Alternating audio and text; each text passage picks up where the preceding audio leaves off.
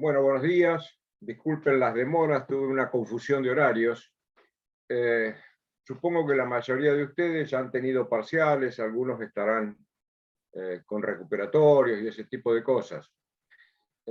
Díganme ustedes, me parece como veo que somos pocos en esta aula virtual, les diría que lo que podemos hacer es un poco contestar las preguntas y respuestas que ustedes tengan, sin perjuicio de que, si ustedes prefieren, hablemos de la parte de la sucesión a Vintestato, que era el tema que quedaba pendiente.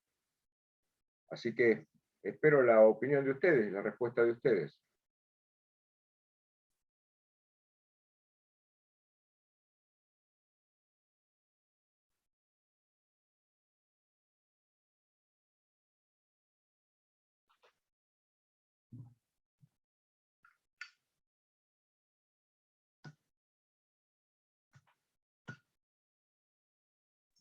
Haroldo, muchos de los, muchos no, algunos de los alumnos que están conectados ya rindieron el tercer parcial y ya hasta aprobaron la materia, pese a que por ahí no evaluamos la parte de Avintestato.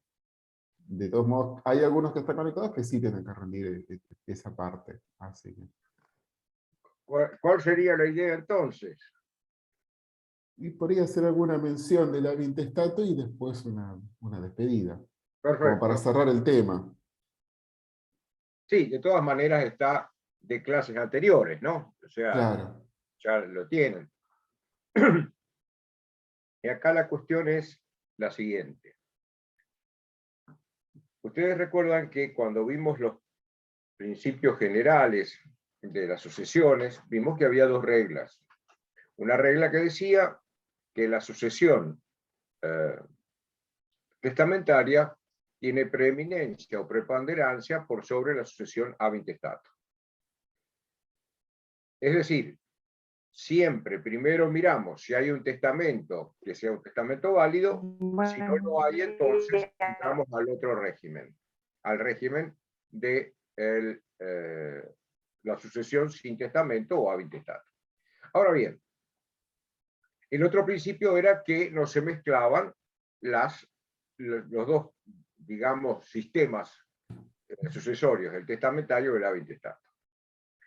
Cuando nos encontramos con que no hay un testamento, o que el testamento es inválido, que el testamento es nulo, o que en los casos en que así deba serlo no haya sido aceptado por los herederos, en esos casos entonces se descarta el testamento, se descarta la posibilidad de una sucesión testamentaria y se abre la sucesión sin testamento o ab intestato. Esta sucesión testamentaria que habíamos visto, entonces cede paso a la sucesión sin testamento. Y aquí hay una cuestión que tenemos que advertir, o sea, en esta situación los romanos siempre fueron muy coherentes, diríamos. Porque fíjense que en principio, como vamos a ver ahora, aquellos que van a ser llamados a la sucesión ab intestato son quienes también van a tener la carga de la tutela o de la curatela, etc. ¿Por qué digo esto? Porque aquí nosotros cuando entramos en este sistema, en la sucesión sin testamento, vamos a ver que hubo tres sucesivos posibilidades o sistemas. El esquema está armado en base a las llamadas, a las convocatorias que hace el magistrado a aquellos que puedan tener derecho a una herencia. Así, por ejemplo, se va a llamar en un sistema que va a ser el sistema establecido por la ley de las 12 tablas. Luego vamos a pasar a un sistema que fue un sistema creado por los pretores, sistema de las bonorum possessio hereditatis.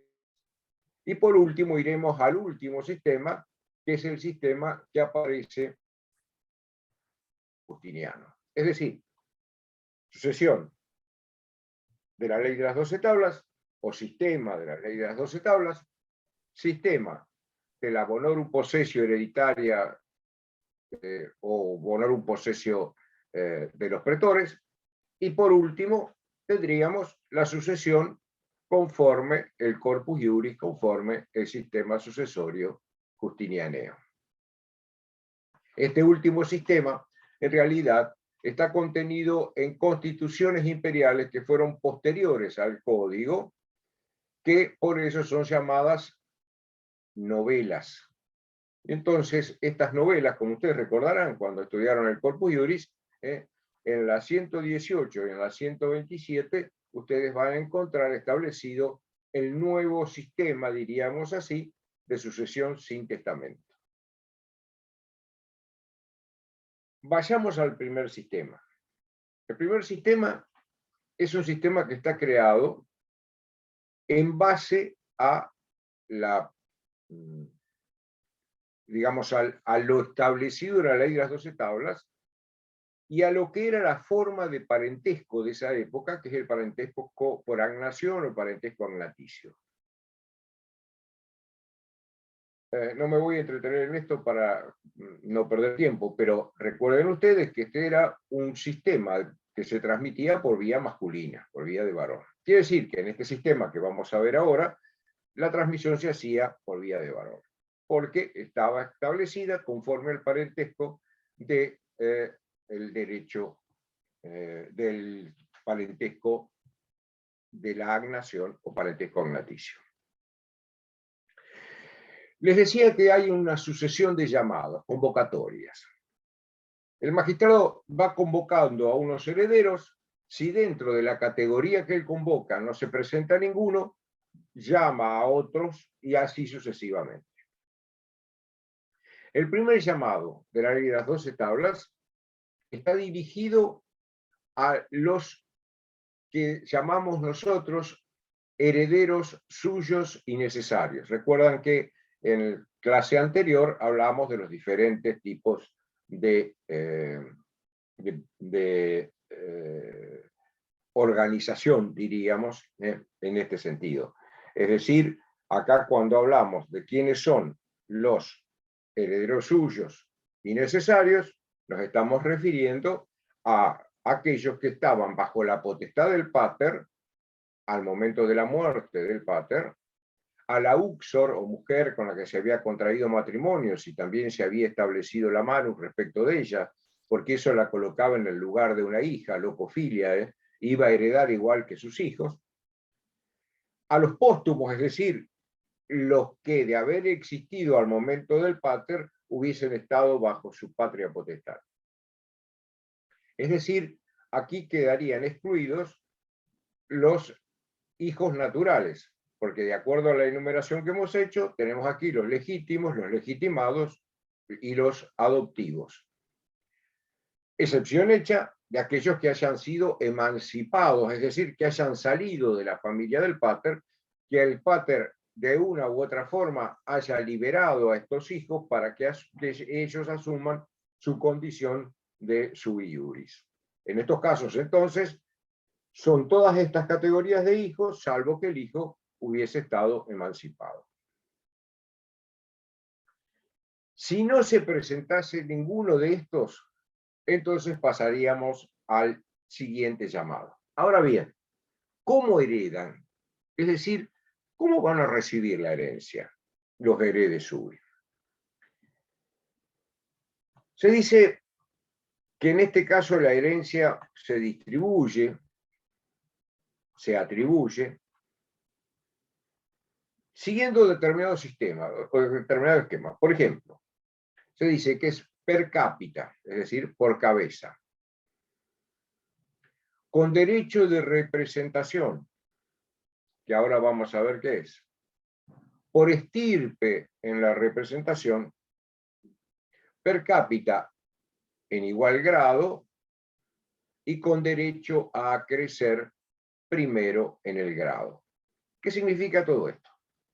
Esto significa que en primer lugar se reparte la herencia por cabeza. Es decir, si hay un pater que tiene 3 hijos y una mujer cum manu, la herencia se va a repartir en una cuarta parte de la herencia para cada uno. Respecto al que decir, los romanos tenían un sistema duodecimal, entonces aquí estamos, como diríamos, traduciendo para que se entienda, sino que acá tendríamos que hablar de uncia, que la uncia es una 12ª parte. Bien. Ahora, ¿qué significa per estirpe? Mejor dicho, vamos a empezar primero. ¿Qué significa por derecho de representación? Derecho de representación significa que si alguno de los llamados en origen, es decir, los que estaban bajo la potestad directa del pater, sus hijos, su mujer si estaba cum manu, si alguno de ellos hubiese premuerto, es decir, muerto antes que el pater, la porción que a él le correspondería se recibía por representación con aquellos que eran o eventualmente serían los herederos de este hijo, pongamos por caso, fallecido, que estaba alieni iuris, pero que podía ser representado por aquellos que eran sus descendientes. Es decir, se les iba a dar la parte que le correspondía al hijo a los nietos del pater. Ahora, si estos nietos del pater, supongamos que fueran de un hijo premuerto fueran 2 y de otro hijo fueran 3, la forma de repartir eso que les correspondía es por estirpe, es decir, a cada hijo premuerto, a cada hijo que no puede recibir la herencia, se le va a otorgar a los herederos la parte que le correspondía a ese hijo. Aquí no sería, digamos, como en el primer caso, que era per cápita. Acá es por la representación, van a ir a recibir esa porción hereditaria. Ahora bien, entre aquellos que están bajo esta condición, estos que heredan por representación, la herencia se reparte por cápita, por cabeza. ¿Qué quiere decir esto? Volvamos al ejemplo.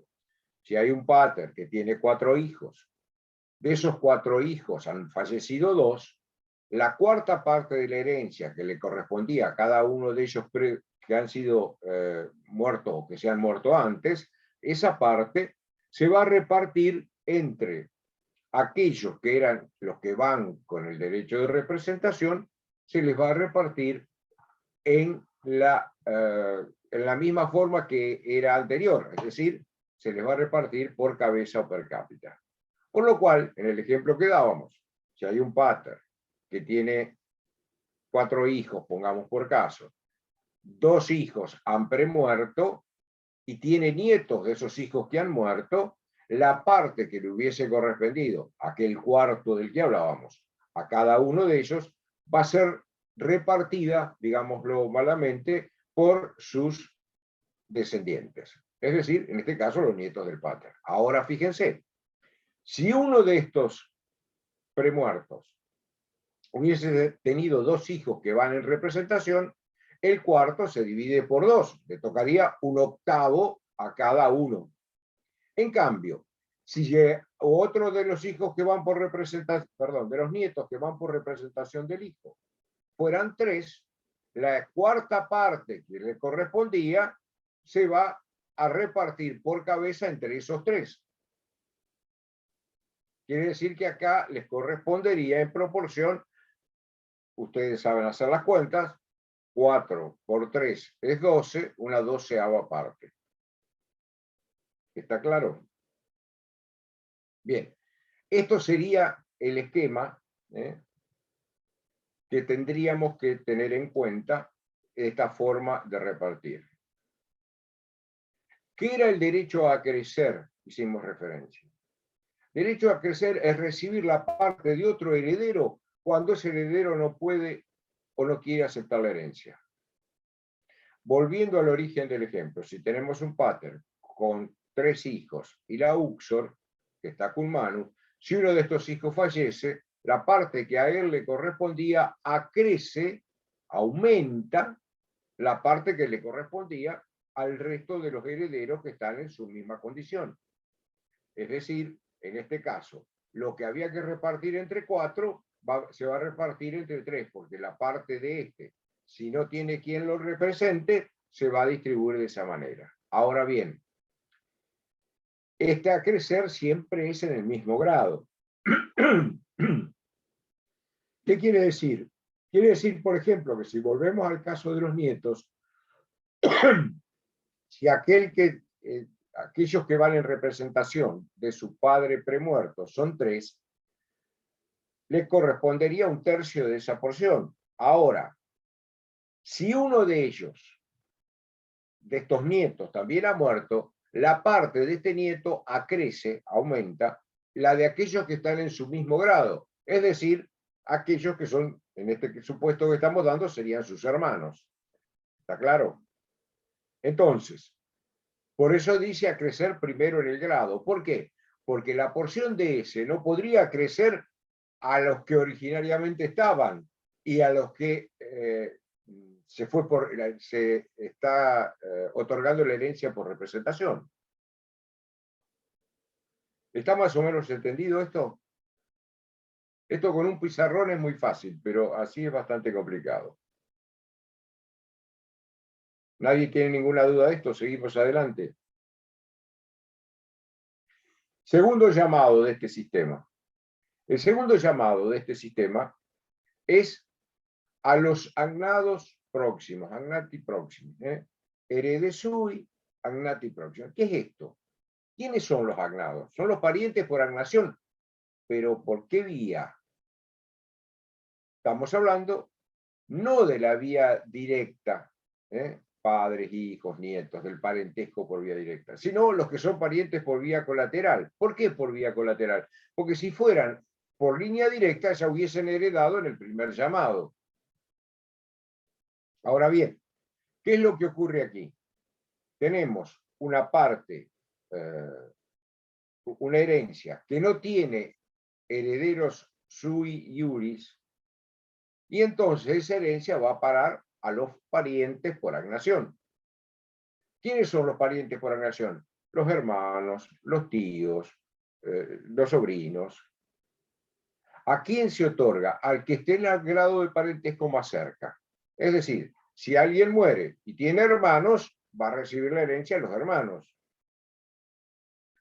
Si resultara que no tiene hermanos, iremos al siguiente orden de llamado: los tíos, los sobrinos, y así sucesivamente. Aquí hay una particularidad. La herencia se reparte per cápita entre todos aquellos que están en el grado de parentesco que los habilita para recibir la herencia. Pero lo que hay que tener en cuenta aquí es que el más cercano desplaza al más lejano. ¿Qué significa esto, que el más cercano desplaza al más lejano? Que si hay un hermano, no van a heredar los tíos. ¿Por qué? Y porque están más cerca los hermanos que los tíos en grado de parentesco. Los hermanos están en segundo, los tíos están en el tercer grado de parentesco. Es decir, entonces, que esta herencia se reparte de esta manera entre los parientes vía colateral que sean agnados. Aquí por eso se dice que el más cercano desplaza al más lejano, porque si hay alguien que hereda en esa proporción. Bien, si no hubiese ninguno de estos, dice la herencia irá a los gentiles. ¿Quiénes son los gentiles? Los gentiles son aquellos que pertenecían a la misma gens. Y aquí ya no entramos en el parentesco, porque si estuviéramos en los grados de parentesco, la herencia hubiese ido en la llamada anterior, en la llamada de los agnados próximos. Aquí se está convocando a todos aquellos que son parientes por agnación. Parientes por agnación porque pertenecen a la misma gens, al mismo clan, diríamos. Y en este caso, no hay ninguna limitación en cuanto a que uno prevalezca sobre otro. Todos pueden venir conjuntamente. ¿Cómo sabemos que son parientes por esta línea o por esta vía? Lo sabemos por una cosa muy concreta. Los romanos tenían los trianómina, los tres nombres. El nombre propio, el gentilicio, que sería lo que es nuestro apellido hoy, que ellos le llamaban el nomen, y después aquel de la familia que pertenecían dentro de la gens mencionada. Y a veces, o casi frecuentemente, se agregaba, como había muchos con nombres muy parecidos, se agregaba algún sobrenombre, es decir, se daba una forma de distinguir unos de otros. Por ejemplo, Julio César tenía varias hermanas mujeres, eran las Julias. ¿Cómo la distinguían? Julia la mayor, Julia la menor, Julia, es decir, determinaban de esa manera. Bien. Estos gentiles entonces se podían presentar a recibir la herencia y se repartía per cápita entre todos aquellos que acreditaban pertenecer a la misma gens del difunto. Este era el sistema establecido por la ley de las 12 tablas. Ahora bien, fíjense ustedes qué advierte el pretor. El pretor advierte que esta forma de otorgar la herencia podría estar causando una grave injusticia, porque, fíjense, un hijo del pater, al que el pater había emancipado, no recibía herencia. Un nieto del pater que hubiese nacido de una hija mujer, no era pariente por agnación, no era pariente del pater, estaba fuera de su potestad, no entraba en ninguna de estas categorías que mencionamos. Porque el parentesco se transmite por vía masculina. Es decir, la hija sí heredaría, pero los descendientes de la hija no, porque pertenecen a otra familia agnaticia. Entonces, ¿qué vemos acá? El pretor trata de corregir eso y otorga la posesión de la herencia, la bonorum possessio hereditaria. Yo tengo que dar por sobreentendido que ustedes ya vieron sucesiones y que saben distinguir entre lo que es la posesión y lo que es la titularidad de la herencia. No me voy a entretener con eso porque no nos darían los tiempos. Entonces, ¿qué es lo que va a ocurrir aquí? El pretor va a otorgar la herencia, la va a otorgar a la herencia, pero no dándole ya el título de heredero a aquel a que se la otorga, sino que se la va a otorgar en posesión. Es decir, van a adquirir la herencia de hecho, todavía no de derecho. Ahora, la propia ley de las 12 tablas establecía un plazo de prescripción de las acciones, de prescripción de la acción para reclamar algo, en este caso reclamar la herencia.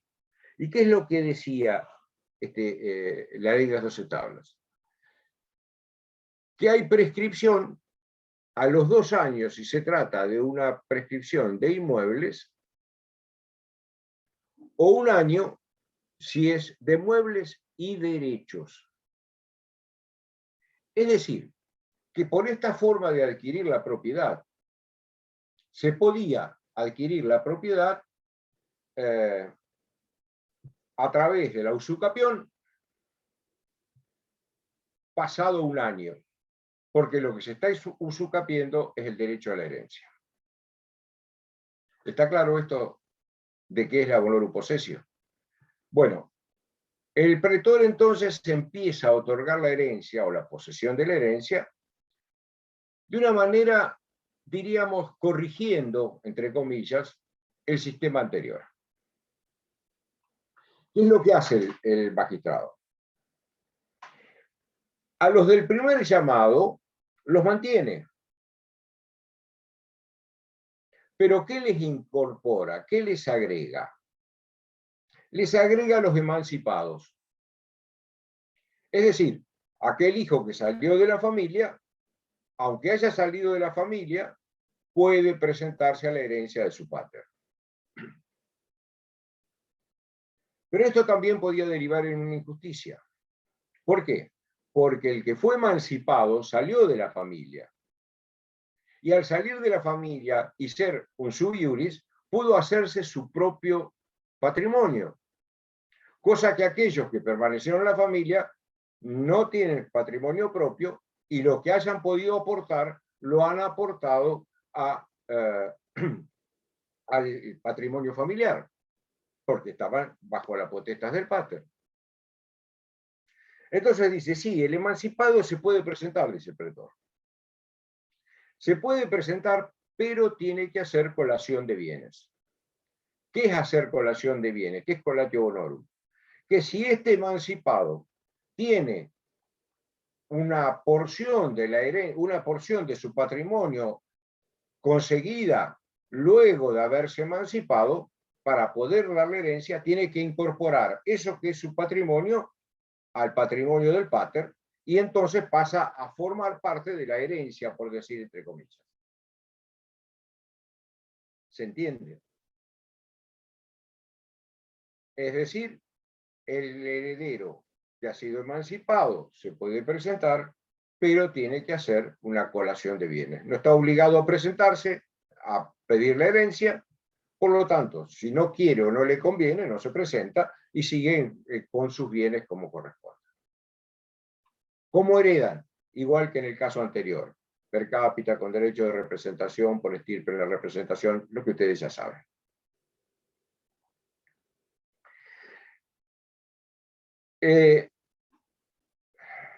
Yo estoy mirando el reloj, veo que no tenemos mucho tiempo, pero ¿qué es lo que va a hacer en el segundo llamado? Ustedes recuerdan que teníamos en el anterior llamado los salnati próximos. Bueno, acá prácticamente tenemos el mismo sistema que es el anterior. Acá se llaman creo que no les fui diciendo los nombres, pero el primer llamado es el llamado a los liberi, decía. El segundo llamado dice los legitimi. Los legítimos son los de la ley. ¿Quiénes son los de la ley? Los agnados próximos. Es decir, acá el pretor no trae demasiada innovación. La innovación viene en el tercer supuesto, el tercer llamado. Los cognati o cognados, es decir, los parientes de sangre, que no formaban parte, en el caso de la familia agnaticia, establecida en el régimen anterior, sino que eran parientes por naturaleza. Entonces, en este supuesto, el pretor va a otorgar la herencia a aquellos que son parientes de sangre. Esta es la gran modificación, diríamos. Si bien aparece en el tercer llamado, en este tercer llamado ya están entrando los parientes por vía natural. Esto es lógico porque podía ser que los hijos de una hija estuviesen compartiendo la vida todos los días con el pater muerto. Y eso no les permitía heredar de acuerdo al sistema de las 12 tablas, pero sí lo permitiría de acuerdo a las bonorum potentiae del magistrado. En este llamado también tendríamos que incluir a los gentiles, si no fuera porque los gentiles, la gentilidad, ya en el momento que se establece este sistema, ha ido cayendo en desuso, ya prácticamente no se tiene en cuenta a estos fines. Y el último llamado del pretor es el llamado a la mujer o el varón, dice.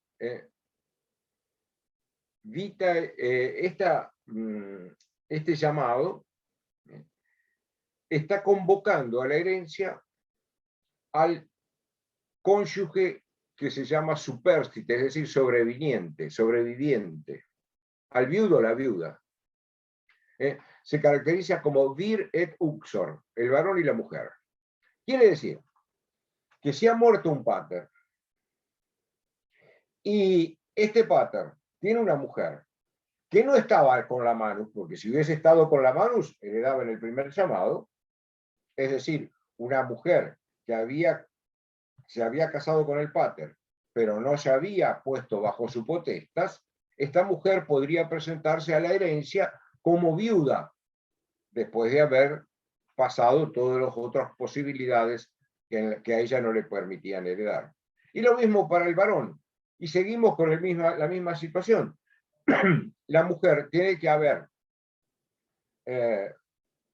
contraído matrimonio sine manu y ser mujer sui iuris, porque si fuera alieni iuris no tiene nada, ningún derecho que transmitir a sus herederos, en este caso a su marido, a su viudo, diríamos.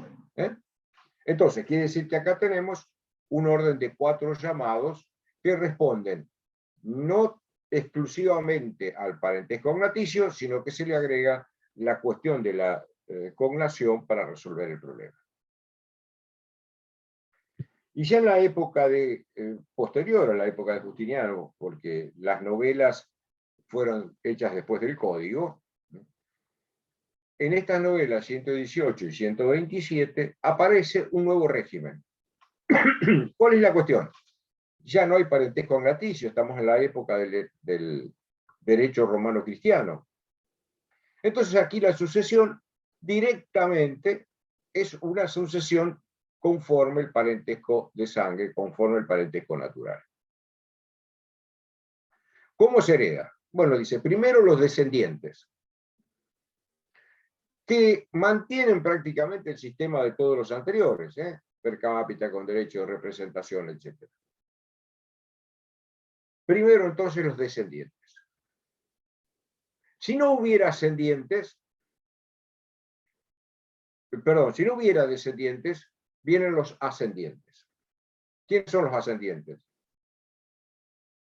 El padre y la madre del muerto, o si no hubiera padre o madre, los abuelos, etc. Acá diríamos, la cuestión va a este sistema de distribución de la herencia. En este caso, ¿quiénes reciben la herencia de este muerto? Bueno, si no hubiese descendientes, los ascendientes, el padre y la madre. ¿Cómo se reparte? Y acá viene una peculiaridad. Se reparte por ramas. Rama paterna, rama materna. Y se le da, diríamos hoy, para facilitarlo, la mitad a cada uno. Si uno de ellos hubiese muerto, por ejemplo, si hubiese muerto el padre del causante de la sucesión y tuviese vivos los abuelos no podrían venir a presentarse por representación, porque en este sistema no hay derecho de representación. Se representa siempre de abajo para arriba, el hijo al padre, el nieto al padre o al abuelo. En cambio, en este sistema, en esta situación, aquí no hay derecho de representación.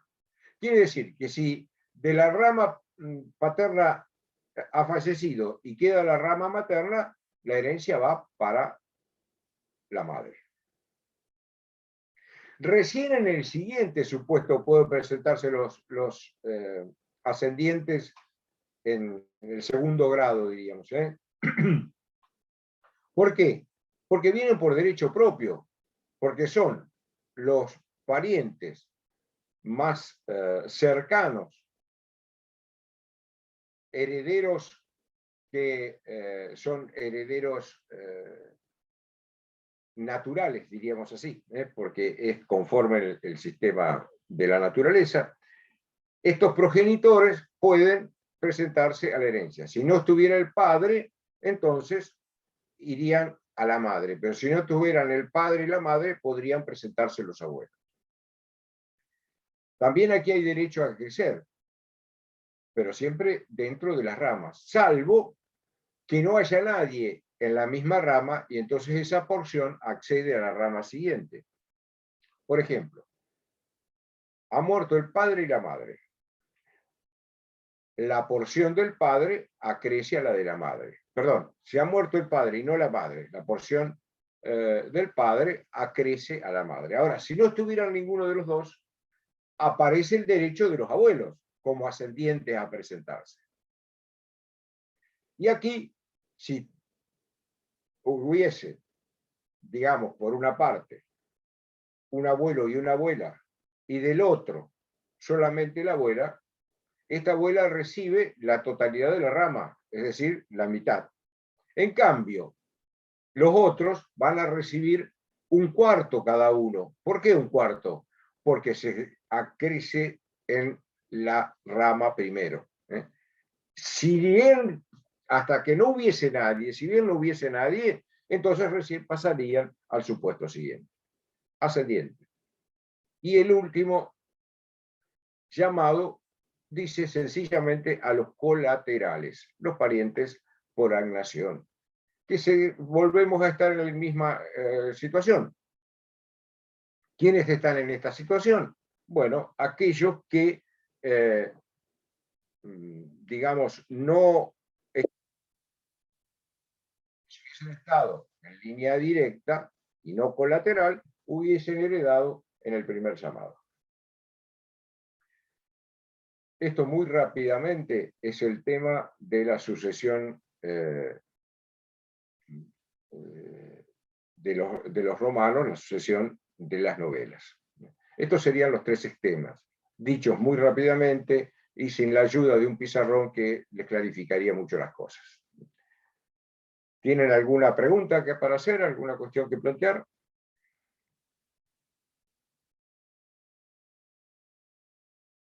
Bueno, si es así, entonces te damos por terminada la clase, porque tal vez tengan otras cursadas para atender.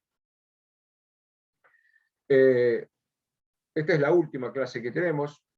Espero que ustedes no hayan padecido derecho romano. Y les diría que mi principal aspiración respecto de esto no es tanto que en el futuro se acuerden puntualmente de cada una de estas instituciones, sino que se acuerden que hay una mirada al derecho que es una mirada, diríamos, más amplia que la que normalmente tenemos del derecho. Recuerden las tres máximas de Ulpiano. ¿Cuáles son los principios generales del derecho? Decía Ulpiano. Vivir honestamente, no dañar a otro, dar a cada uno lo suyo. Que no se nos desdibuje esto por atarnos a un derecho exclusivamente basado en las leyes, en los reglamentos, en las prescripciones jurídicas. Bueno, los despido, que tengan mucha suerte en los exámenes y bueno, ya los veremos en alguna ocasión. Gracias a todos. Muchas gracias, profesor. Hasta luego.